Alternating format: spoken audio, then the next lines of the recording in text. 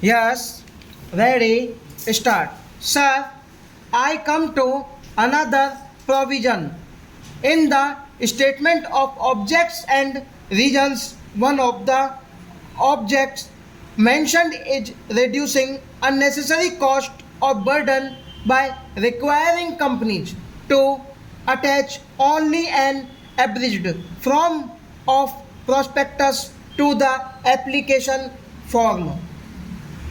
I would like to know specifically from the Honorable Minister which section of companies has represented that the cost of printing the balance sheet is prohibitive and they want to reduce it.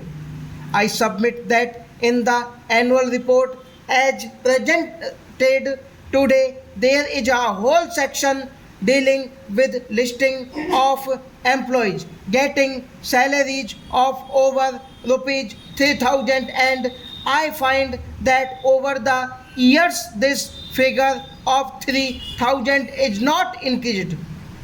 In this amending bill, there is some provision resulting in large companies having thousands of such employees and they are listing those employees, which itself takes up 30 or 40 pages of the balance sheet. Merely deleting that provision can bring down the cost of printing and that will not affect the small investors in any way. Instead of doing that, they have taken powers now suggest that it should be deleted altogether. A small shareholder is not interested in who is employed and what salary he is getting. He is only interested in knowing whether a director's relative has been employed, and that was the original purpose. This was inserted in the 60s when it was found that the wives or relatives of the managing directors of companies were appointed on high salaries, so a provision was inserted. At that time, 3000 rupees was a very high salary. It was said that with regard to people drawing above 3000 rupees, details should be given.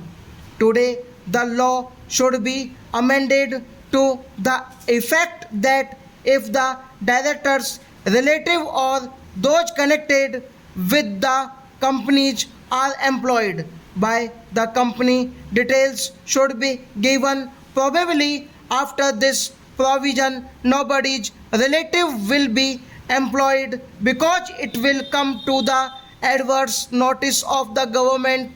But abridging the whole balance sheet to reduce costs is not good.